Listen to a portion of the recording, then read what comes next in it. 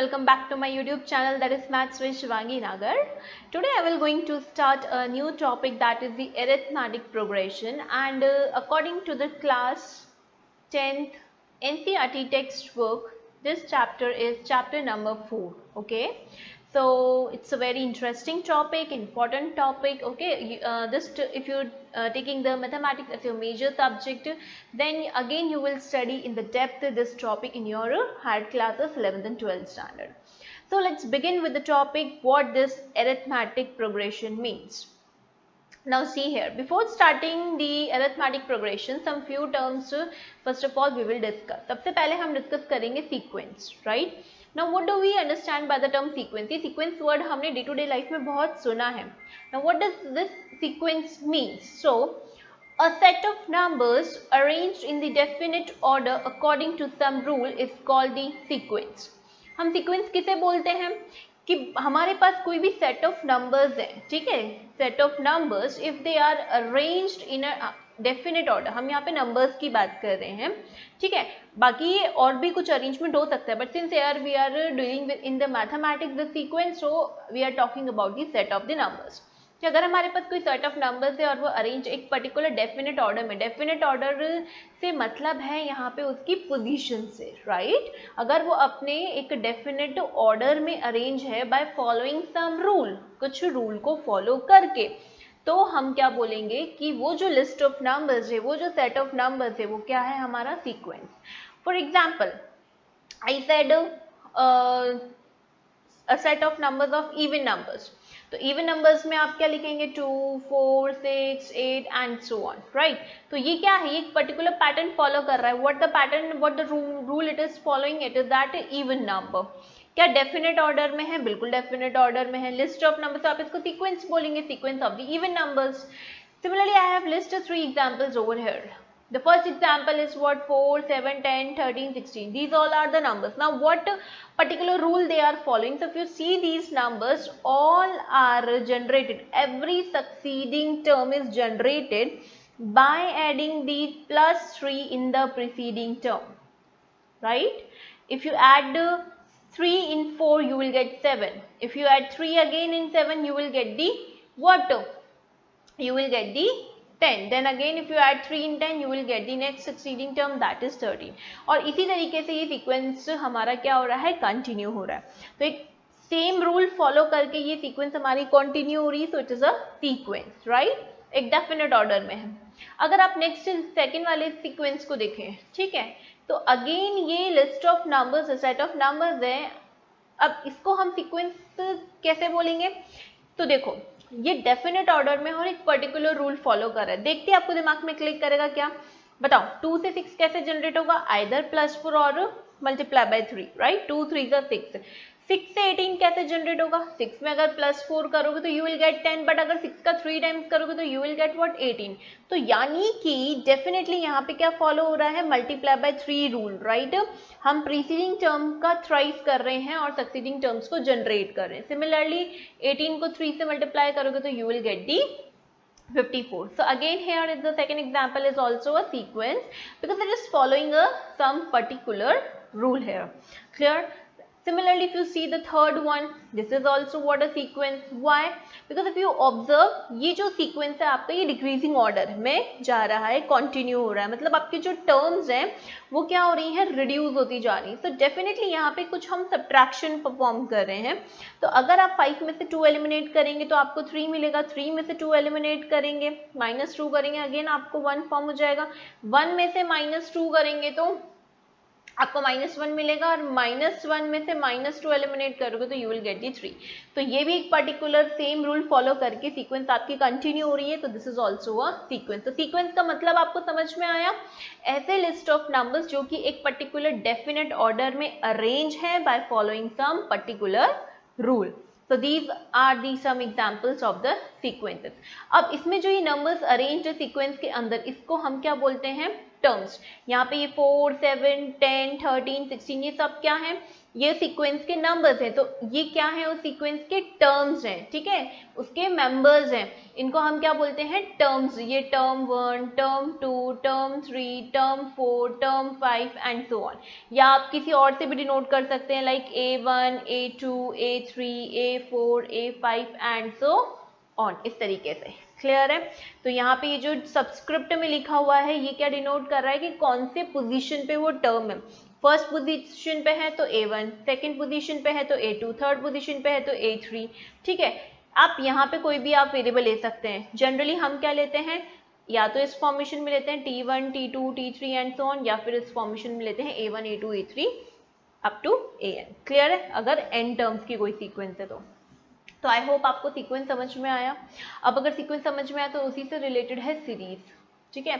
Series क्या होता है, जो सीक्वेंस हमारे पास है अगर उसकी टर्म्स को हम ऐड कर दें, उनका एल्जेब्रिक सम ले लें, तो उसी को हम क्या बोलते हैं, सीरीज। तो नथिंग स्पेशल इन इट, जो सीक्वेंस है उसकी सारी टर्म्स को ऐड कर दो। मान लो आपके पास कोई सीक्वेंस है T1, T2, T3, T4 and so on, तो अगर इन सबको आप ऐड कर दोगे, T1 plus T2 plus T3 plus T4 and so on, तो ये सब क्या बन जाएंगे आपके, ये अब आपकी सीरीज बन जाएगी। क्लियर है? ये है सीक्वेंस और ये हो गया आपका सीरीज, जब आपने उन्हीं टर्म्स को ऐड कर दिया। जैसे कि ये है 4, 7, 10, इनको ऐड कर दिया, ये किसी सीक्वेंस के नंबर्स है, इनको हमने ऐड कर दिया। 2, 6, 18 एंड सो ऑन, ये किसी पर्टिकुलर सीक्वेंस के नंबर्स है, इनको हमने ऐड कर दिया। तो सीरीज मीन्स व्हाट, जो भी आपके पास सीक्वेंस में टर्म्स हैं उनका एल्जेब्रिक सम ही होता है क्या, सीरीज। क्लियर है? अब अगर ये सारी चीजें समझ में आ गई हैं तो अब हम आएंगे प्रोग्रेशन पे, ठीक है। अब प्रोग्रेशन में भी देखो, प्रोग्रेशन आपके जो होते हैं ये क्या होता है, मैं पहले इसको बता देती हूँ। प्रोग्रेशन आपका एक ऐसा स्पेशल सीक्वेंस होता है, it is a special sequence in which terms are generated by following same rule। क्या बोला मैंने कि ये एक ऐसा स्पेशल सीक्वेंस होता है जिसमें टर्म्स जनरेटेड होती हैं एक सेम रूल को फॉलो करके। अभी तक जो आपने पुराने देखे तो मैम ये सीक्वेंस में तो आपने यही बताया, डेफिनेटली मैंने यही बताया, बट अगर जैसे मैंने बोला कि sequence of the prime number, ठीक है, तो प्राइम नंबर में कहाँ से स्टार्ट होगा, 2, देन 3, देन 5, देन 7, 11, 13, 17, 19, तो अगर आप इनको देखें तो क्या इसमें कोई पर्टिकुलर पैटर्न फॉलो हो रहा है कि हाँ भाई इसमें ये ऐड करा, सब्ट्रैक्ट किया, तो उसके बाद नेक्स्ट सक्सीडिंग टर्म जनरेट हो गई? नहीं ना, ऐसा तो नहीं हुआ इसमें, ठीक है। हाँ, लेकिन हमने ये बोल दिया कि ये क्या है, ये आपकी सीक्वेंस है किसकी, प्राइम नंबर्स की, ठीक है। तो ये सीक्वेंस तो होगा बट ये प्रोग्रेशन नहीं होगा। प्रोग्रेशन क्या होता है, तो देखो ध्यान से सुनिए, ये एक ऐसा स्पेशल सीक्वेंस होता है जिसमें जो टर्म्स हम जनरेट करते हैं वो सेम रूल ही फॉलो करते हैं। फॉर एग्जाम्पल यहाँ पे जैसे देखो इन तीनों सीक्वेंसेस में जो आगे की टर्म्स जनरेट हो रही है वो सेम रूल फॉलो करके ही जनरेट हो रही है। फर्स्ट वाले में +3 किया, सेकंड वाले में मल्टीप्लाई बाई 3 किया, थर्ड वाले में हमने -2 किया। तो ये तीनों के तीनों जो एग्जांपल्स हैं ये किसके एग्जांपल्स है, प्रोग्रेशन के। मतलब ये सीक्वेंस तो है ही लेकिन ये साथ में प्रोग्रेशन भी है। तो यानी कि मैम यू वांट टू से all progressions are sequence? So yes, all progressions are sequence but all sequence are not a progression। एक sequence को progression बनने के लिए क्या करना होगा कि उसमें जो terms generate हो रही हैं उन सबको same rule ही follow करना होगा। clear है? अब progression में हमारे 3 progressions होते हैं, arithmetic progression, geometric progression and harmonic progression। अभी हमारे syllabus में सिर्फ एरिथमेटिक प्रोग्रेशन है तो हम इसी को स्टडी करेंगे, इसको हम एपी भी लिखते हैं, ठीक है। नाउ एरिथमेटिक प्रोग्रेशन क्या होता है, a sequence in which each term is obtained by adding a constant number to its preceding term is called arithmetic progression, that is AP. एक ऐसा स्पेशल सीक्वेंस, ठीक है, जिसमें हम हर टर्म को ऑब्टेन करते हैं by adding a constant number, एक पर्टिकुलर कांस्टेंट नंबर को ऐड करके ही हम क्या करते हैं, हम हमारी टर्म्स को जनरेट करते हैं, और वो किस में ऐड करते हैं, प्रीसीडिंग टर्म में ऐड करते हैं। तो ये जो सीक्वेंस हमारे पास बनता है उसे ही हम बोलते हैं अरिथमेटिक प्रोग्रेशन, और इसमें जो हम कांस्टेंट नंबर ऐड कर रहे हैं उसे हम बोलते हैं कॉमन डिफरेंस, क्योंकि कांस्टेंट नंबर ही हम ऐड कर रहे हैं, कांस्टेंट नंबर ऐड कर रहे हैं, तो ये क्या है, कॉमन डिफरेंस कहलाया जाएगा। कैसे कॉमन डिफरेंस कहलाया जाएगा, तो देखो यहाँ पे मैंने एक एग्जाम्पल लिखा हुआ है 2, 6, 10, 14, 18 एंड सो ऑन, ठीक है। अब अगर आप इससे सीक्वेंस को देखें, 2 में आप +4 ऐड करेंगे तो 6 बनेगा, 6 में +4 ऐड करेंगे 10 बनेगा, 10 में +4 ऐड करेंगे 14 फॉर्म होगा, एंड 14 में 4 ऐड करेंगे तो 18 फॉर्म होगा। तो देखो एक पर्टिकुलर कांस्टेंट नंबर ही सब में ऐड होता जा रहा है, राइट। तो यानी कि यहाँ पे कॉमन डिफरेंस क्या है आपका, 4 है, क्योंकि हर सक्सीडिंग और प्रीसीडिंग टर्म के बीच में डिफरेंस कितना आ रहा है, 4, 4, 4। तो इसे हम बोलते हैं जो जनरेट है होता है, जो होता है डिफरेंस हमारा सक्सीडिंग और प्रीसीडिंग टर्म में, उसे हम क्या बोलते हैं, कॉमन डिफरेंस। और ये वही आपकी कांस्टेंट नंबर है जो कि प्रीसीडिंग नंबर में ऐड होके आपकी सीक्वेंस को कंटिन्यू करती है और बनाती है अरिथमेटिक प्रोग्रेशन। क्लियर है। तो यानी कि मैम ये जो प्रीवियस एग्जाम्पल थे हमारे, इसमें जो फर्स्ट वाला है ये हमारा AP है, यस, क्योंकि हम इसमें +3 ही ऐड कर रहे हैं। क्या सेकंड वाला AP है, no, it is not an AP। Clear. क्या मैम थर्ड वाला हमारा AP है, yes, it is an AP। क्यों ये वाला AP है, देखो इसके हम टर्म्स बाहर निकाल लेते हैं, 5, 3, 1, -3, -1। इसको मैं आपको यहाँ पे समझाती हूँ। 5, 3, 1, -1, -3 एंड सो ऑन। मैंने क्या बोला, ये सीक्वेंस भी AP है। देखो क्यों, जब आप 5 में ऐड करोगे -2 को, तो देखो इधर 5 प्लस ऑफ -2 सॉल्व करोगे तो अल्टीमेटली 5 - 2 3 तो आएगा, है ना। सिमिलरली यहाँ पे आप में 3 में ऐड कर रहे हो -2, एक सेम क्वांटिटी -2 को ऐड कर रहे हो, तो जब आप 3 में ऐड करोगे -2 तो क्या 1 बनेगा, यस। तो यानी कि जो एडिटिव कांस्टेंट क्वांटिटी है वो कुछ भी हो सकती है, it could be positive, it could be negative, ठीक है, बट वो कांस्टेंट सेम ही होनी चाहिए, ठीक है। तो यानी कि ये सीक्वेंस भी क्या होगा, आपका AP होगा। क्यों, क्योंकि एक कांस्टेंट नंबर ही आपकी टर्म्स में ऐड होके आगे सक्सीडिंग टर्म्स को जनरेट कर रहा है। क्लियर है। तो आई होप आपको AP के बारे में अब अच्छे से समझ में आ गया होगा, ठीक है, व्हाट इज एन AP। अब इसमें आगे हम फर्दर मूव करेंगे, इसकी कुछ बेसिक टर्मिनोलॉजीज को स्टडी करेंगे।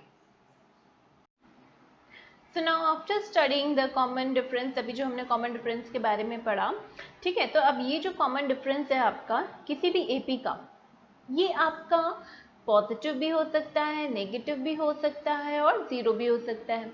अगर कॉमन डिफरेंस पॉजिटिव हुआ, ठीक है, तो वो जो AP है वो आपको किस तरह से दिखाई देगी, इंक्रीजिंग AP दिखाई देगी। कैसे दिखाई देगी, इंक्रीजिंग AP। ऑब्वियसली अगर आप कोई पॉजिटिव कॉमन डिफरेंस अगर प्रीसीडिंग टर्म में ऐड करोगे सक्सीडिंग टर्म्स को जनरेट करने के लिए, सक्सीडिंग ऑब्वियस है, ग्रेटर आएगी।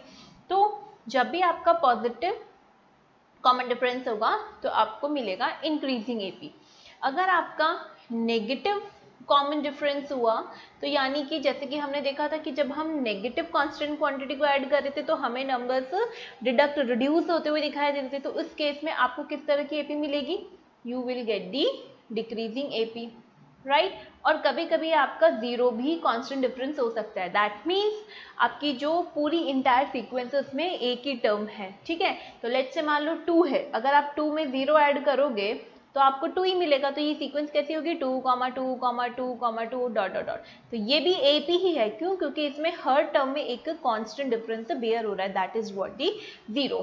तो ये जो कॉमन डिफरेंस है AP का, it could be positive also, it could be negative also, and it can be 0 also. So let us denote an AP having the first term A1, second term A2, third term A3 and the nth term let's say AN. Right तो ये जो common difference है, हमने क्या बोला, ये common difference क्या होता है, ये हमारी कॉन्जिक्यूटिव टर्म्स का डिफरेंस होता है।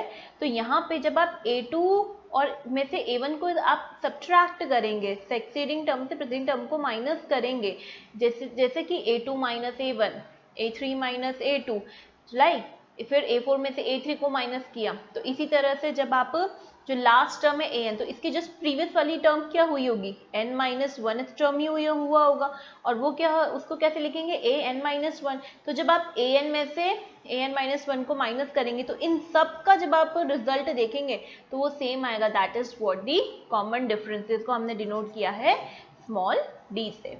क्लियर है? नाउ अब general form of an AP की हम बात करते हैं, ठीक है। तो अगर हम किसी भी एपी में मान लेते हैं, लेट्स से फर्स्ट टर्म है हमारे पास ए और कॉमन डिफरेंस है लेट्स से डी, क्लियर है। तो फर्स्ट टर्म तो क्या होगी आपकी, ए ही होगी, ठीक है। अब उसमें आप जब डी को ऐड करेंगे तो क्या बनेगा, सेकेंड टर्म बनेगा, तो that is what A plus D. फिर जब टर्म 2 से टर्म 3 बनाएंगे तो वापस से वही same constant quantity common difference को ऐड करेंगे, दैट इज डी। तो जब a प्लस डी में d ऐड करेंगे तो d प्लस डी मिलके क्या बन जाएगा, 2d। तो ये बन गया आपका टर्म नंबर 3। अब ध्यान से देखना ऑब्जर्वेशन, जब टर्म 3 से टर्म 4 बनाना है, वापस से आपको सेम कांस्टेंट नंबर या सेम कांस्टेंट कॉमन डिफरेंस को ही ऐड करना होगा, दैट इज d। तो जब a प्लस 2d में d ऐड करोगे तो 2d प्लस d मिलके क्या बना देगा, 3d। तो a प्लस 3d, तो ये है आपका टर्म नंबर 4। तो देखो टर्म 1 था a, टर्म 2 था a प्लस 1d, टर्म 3 क्या आ रहा है आपके पास, a प्लस 2d, टर्म 4 क्या आ रहा है, a प्लस 3d, टर्म 5 देखो इसी तरह से जब d आप इसमें ऐड करोगे तो क्या बन रहा है, a प्लस 4d। यानी कि जो भी आपकी टर्म है उसका -1 अगर d का कोफिशिएंट बना दो और उसमें a को ऐड कर दो, ठीक है, तो वो आपकी क्या हो जाती है, वो पर्टिकुलर नंबर की टर्म हो रही है। तो इसी तरह से माय स्टूडेंट्स अब बताओ कि अगर हमें tnth टर्म लिखना है तो क्या होगा, फर्स्ट टर्म में आप ऐड करेंगे क्या, कॉमन डिफरेंस का कोफिशिएंट क्या होगा, तो टर्म 5th में 4 था, 4th में 3 था, थर्ड टर्म में 2 था, तो यहाँ पे n है तो क्या होगा बच्चों, n माइनस 1। और ये आपका जो हमने nth टर्म निकाला है बहुत इंपॉर्टेंट है, इसके बेसिस पे आपके बहुत सारे क्वेश्चंस पुट ऑन होंगे, क्लियर। तो ये अब आपको ध्यान रखना है, और ये एक तरह से फॉर्मूले के रूप में अब आप आगे देखेंगे, ये एक तरह से फॉर्मूला है किसी भी एपी का nth टर्म का formula, the general form of an AP. Okay, तो ये आपको कहानी समझ में आई। तो अब ये सारी चीजें अब हमने पढ़ ली हैं, ठीक है। तो अब हम एपी का कैटेगराइजेशन देखते हैं on the basis of number of terms, ठीक है। अब नंबर ऑफ टर्म के बेसिस पे हमारी एपी दो तरह की होंगी, finite AP and infinite AP. क्या डिफरेंस है finite AP and infinite AP में, तो देखिए फाइनाइट एपी मतलब जिसमें फाइनाइट नंबर ऑफ क्या होंगे, नंबर्स होंगे, ठीक है, और उसमें लास्ट टर्म क्लियरली डिफाइन होगी। और infinite means it goes on and on for ever, मतलब वो कभी एंड नहीं होगा। तो इसमें ये किस तरह की एपी है, AP which have the infinite numbers and such AP do not have the last terms. I hope it is clear to everyone, right. चलिए आगे चलते हैं। अब क्या ऐसी मिनिमम इंफॉर्मेशन हमें चाहिए होती है किसी भी एपी को बनाने के लिए या उसको आइडेंटिफाई करने के लिए। देखो दो चीजें होंगी, या तो आपको एपी फॉर्म करना होगा, ठीक है, या फिर एपी आपको आइडेंटिफाई करना होगा, ठीक है। अब देखो जब एपी फॉर्म करना है तो मिनिमम क्या रिक्वायरमेंट चाहिए कि एक तो आपको उसका फर्स्ट टर्म मिल जाए, ठीक है, फर्स्ट टर्म को जनरली हम ए से डिनोट करते हैं, एंड दूसरा आपको उसमें क्या मिल जाए, कॉमन डिफरेंस सी डी मिल जाए, दैट इज स्मॉल डी। ये दो चीजें जैसी मिल जाएंगे आप तुरंत से लिस्ट कर दोगे आपकी एपी को। और अगर एपी आपको कोई सीक्वेंस दिया हुआ और आपको आइडेंटिफाई करना है कि वो एपी है या नहीं, तो जस्ट आपको क्या करना है, कॉन्जिक्यूटिव टर्म्स का डिफरेंस लेना है। अगर डिफरेंस कांस्टेंट आता है, कॉमन डिफरेंस आता है, सबका जो डिफरेंस है अगर वो सेम कोई रिजल्ट आता है डी, तो आप डिक्लेयर करेंगे कि वो क्या है एपी। तो ये दो चीजें आपके इस तरह से पूछी जा सकती हैं। तो मिनिमम चीज की किस चीज की रिक्वायरमेंट होती है, जब भी आपको एपी लिस्ट करनी होती है तो first term and the common difference. First term को हम डिनोट करते हैं स्मॉल ए से, कॉमन डिफरेंस को डिनोट करते हैं हम स्मॉल डी से। क्लियर है? अब देखो दो एग्जाम्पल लिए हुए हैं हमने यहाँ पे। If the first term is 6 and the common difference is 3 then this type of AP contains to what? तो फर्स्ट टर्म तो एज इट इज लिखना है। अब सब में हमें क्या ऐड करना है? Common difference 3। तो जब +3 ऐड करेंगे तो 9 फॉर्म होगा, यहाँ पे +3 ऐड करोगे तो 12, 12 + 3 15, 15 + 3 18, 18 + 3 21 एंड गो सो ऑन। ये अब आपका आगे ऐसे बढ़ता जाएगा। तो ये इनफाइनाइट एपी है जिसमें फर्स्ट टर्म है 6 एंड कॉमन डिफरेंस क्या है बच्चों? कॉमन डिफरेंस है आपका 3। क्लियर है? सिमिलरली देखो सेकंड एग्जांपल क्या दिया हुआ है कि एपी बनाओ जिसमें फर्स्ट टर्म होना चाहिए 6 और कॉमन डिफरेंस होना चाहिए -3। अब देखो यहाँ पे कॉमन डिफरेंस कैसा है? नेगेटिव। और मैंने आपको बताया था अगर नेगेटिव कॉमन डिफरेंस है तो ये किस तरह की एपी होगी? ये होगी आपकी डिक्रीजिंग एपी, मतलब इसमें every succeeding term preceding term से अब क्या होती जाएगी? रिड्यूस होती जाएगी। तो सी हियर, जब आप 6 में ऐड करेंगे -3 तो 6 - 3 इज 3। जब आप 3 में वापस से ऐड करेंगे -3 तो 3 - 3 0। जब 0 में अगेन आप ऐड करेंगे -3 तो -3 बनेगा। तो अगर आप देखें यहाँ पे तो आपकी क्या हो रही है? सारे जो डिफरेंसेस आ रहे हैं वो सेम है, ठीक है। और जो आपकी जो टर्म्स आगे सक्सीडिंग टर्म्स आ रही है वो क्या आ रही है? प्रीसीडिंग टर्म से लेस आ रही है। तो ये किस तरह की एपी हुई? Decreasing AP. और फर्स्ट एग्जांपल कैसा हुआ? इंक्रीजिंग एपी का। ठीक है, तो इस तरह से आपको जब भी एपी बनानी है तो only 2 requirements you want. What is that? एक तो आपके पास फर्स्ट टर्म होना चाहिए उस एपी का और दूसरा आपके पास क्या होना चाहिए? कॉमन डिफरेंस होना चाहिए। So if you know A, that means the first term and the common difference D, you can list the AP. And if you are given a list of numbers, you can identify whether it is an AP or not by obtaining the difference between the consecutive terms, just as we have discussed कि अगर आपको list of numbers दिए हुए हैं और आपको ये identify करना है कि वो AP है या नहीं है, तो just आपको क्या करना है? consecutive terms जो हैं उसमें आपको preceding term को subtract करना है succeeding term में से, ठीक है। और अगर differences same आ रहे हैं, ठीक है, थ्रू आउट द सीक्वेंस, तो आप क्या बोलेंगे? It is an AP. और अगर आपका डिफरेंस सेम नहीं आ रहा है तो that is not an AP. तो एग्जाम्पल के तौर में हमने लिया हुआ है, here we have a list of number 6 9 12 15। ये है आपका first term, second term, third term, fourth term and so on. अब एपी कब बनेगा? जब A2 - A1 इक्वल आएगा A3 - A2 के, इक्वल आएगा A4 - A3 के। तो देखो A2 इज व्हाट? 9, तो 9 - 6 क्या आया? 3 आया। Similarly A3 - A2, A3 - A2 means 12 - 9, ये भी 3 आया। A4 - A3, A4 is what? 15 and A3 is what? 12, ये भी 3 आया। तो देखो इन सब का डिफरेंस सेम आ रहा है, दैट इज व्हाट? 3। तो since here the difference of the any two consecutive terms in each of the case is coming out to 3, so yes, the given list is what? The given list is a AP whose first term A is given to us, that is 6, and the common difference D is what? ये जो differences आ रहा है यही common difference होता है, तो that is what? 3 here. I hope it is clear to everyone. Now, अब in general अगर हम किसी भी एपी के बारे में बात करें, ठीक है, तो देखो अगर A1 A2 A3 A4 up to AN अगर उस एपी के टर्म्स हैं, ठीक है, तो अगर हम जनरल फॉर्म में बात करें तो जो आपका डिफरेंस होता है, कांस्टेंट डिफरेंस या कॉमन डिफरेंस जो होता है वो क्या होता है? किसी भी सक्सीडिंग टर्म में से अगर आप उसकी जस्ट प्रीवियस वाली प्रीसीडिंग टर्म को माइनस करते तो वो आपको क्या दे देगी? कॉमन डिफरेंस दे देगी। तो ये AK+1 और ये AK जो मैंने लिखा है ये क्या है आपका? ये एक्चुअल में आपकी टर्म्स है। A subscript K+1 means K+1th term and A subscript K means kth term. अब आप अगर यहाँ पे जैसे K की वैल्यू लेट्स से 1 पुट कर रहे हैं, ठीक है, तो 1 पुट करोगे तो ये क्या बन जाएगा? A2 1 + 1 2 बन जाएगा। तो ये हो जाएगा आपका सेकेंड टर्म, ओके, और यहाँ पे अगर आप 1 पुट करेंगे तो A1, ठीक है, तो ये हो जाएगा फर्स्ट टर्म। अब यहाँ पे क्या लिखा है कि कॉमन डिफरेंस क्या है इन दोनों का डिफरेंस?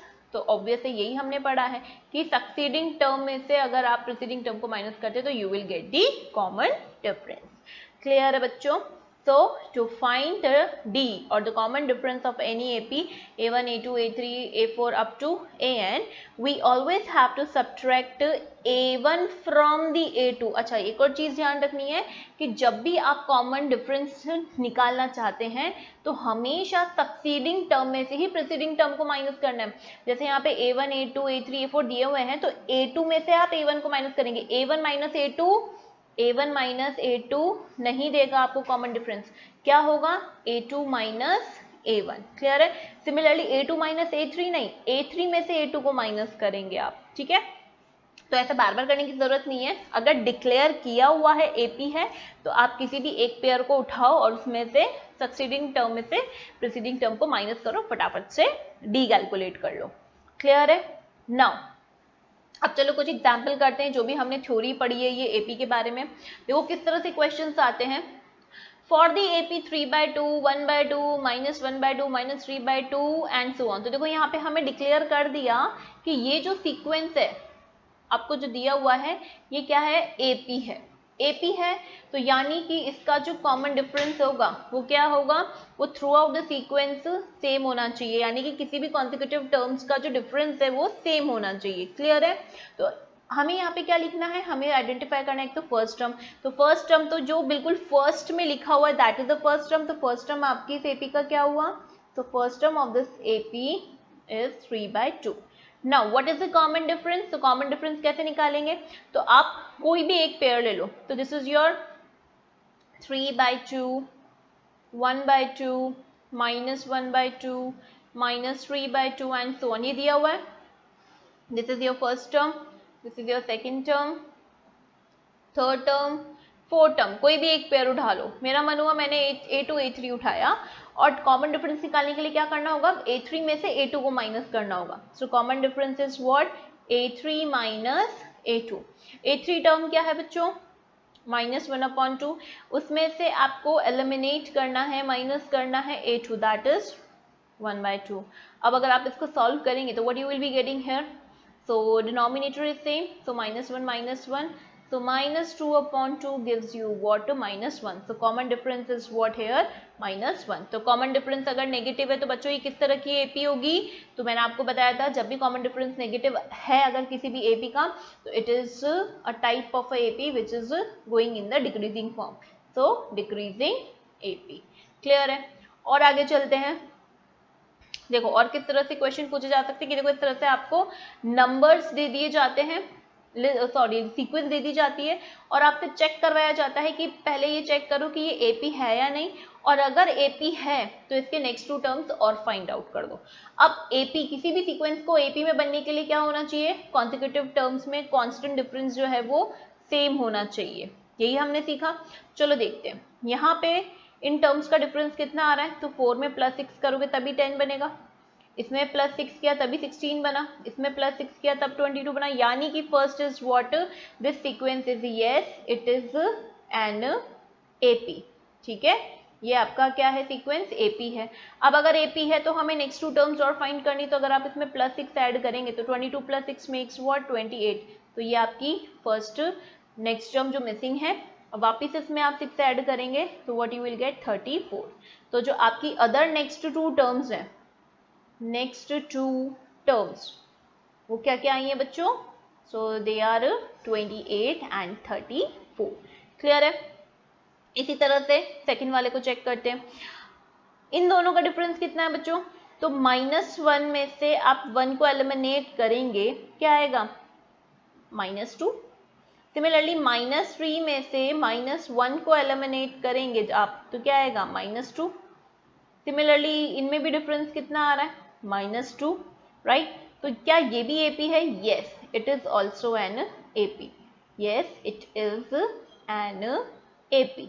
अब अगर AP है तो नेक्स्ट 2 टर्म्स फाइंड करनी, तो -2, -5, -2, ठीक है, तो क्या जनरेट होना चाहिए, -7। वापिस से -2 करेंगे तो क्या आएगा, -9 आएगा। तो यहाँ पे आपकी जो नेक्स्ट 2 टर्म्स हैं, the next 2 terms are -7, -9 here। इसी तरह से थर्ड वाले पे आइए।